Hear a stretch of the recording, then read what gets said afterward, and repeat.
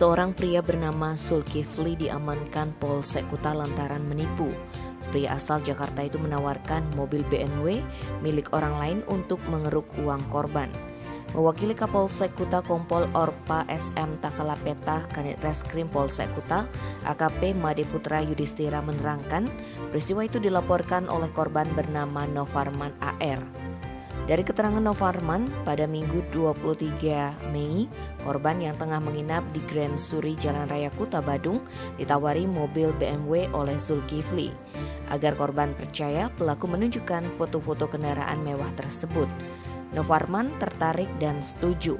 Kemudian pada hari Senin 24 Mei penjual gadungan itu datang lagi ke hotel guna meminta uang muka. Novarman yang sudah kadung kepincut langsung mentransfer uang sejumlah 2 juta rupiah ke rekening atas nama pelaku. Berlanjut Selasa 25 Mei, pria yang berprofesi sebagai pegawai negeri sipil kembali didatangi oleh Zulkifli untuk minta bayaran. Korban kembali mentransfer uang ke rekening pelaku sebanyak 2 kali masing-masing sejumlah 15 juta rupiah. Usai menerima bayaran dari korban, pelaku yang tinggal di Jalan Kampung Islam, Gang Artis nomor 2 Kepaon Denpasar Selatan ini membawakan mobil Kia Rio warna putih ke hotel. Mobil tersebut menjadi jaminan sambil menunggu BMW tiba pada Kamis 27 Mei. Kemudian Kamis 27 Mei, Novarman ingin mengambil mobil Kia tersebut di basement hotel untuk digunakan keluar membeli makan siang. Akan tetapi pria asal Paninggalan Ciledug, Kota Tangerang, Banten itu dibuat kaget karena kendaraan tersebut hilang. Selanjutnya Novarman berkoordinasi dengan pihak hotel untuk membuka rekaman CCTV. Tampaklah 2 orang mengendarai sepeda motor masuk ke basement untuk mengambil mobil tersebut. Curiga kena tipu, Novarman melapor ke polisi.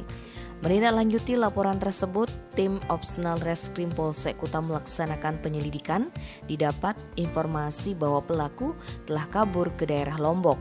Namun apes, pelarian pelaku harus berakhir pada Rabu 22 September. Dia berhasil diciduk di rumah istrinya daerah Pemogan, Denpasar Selatan. Saat interogasi, Zulkifli mengakui menipu korban sebesar 35 juta rupiah. Selain itu, mobil Kia yang dipinjamkan sebelumnya memang pelaku yang mengambil.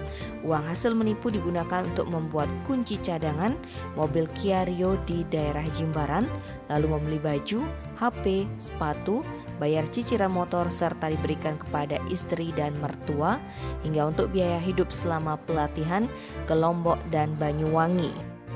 Tim Bali Express melaporkan.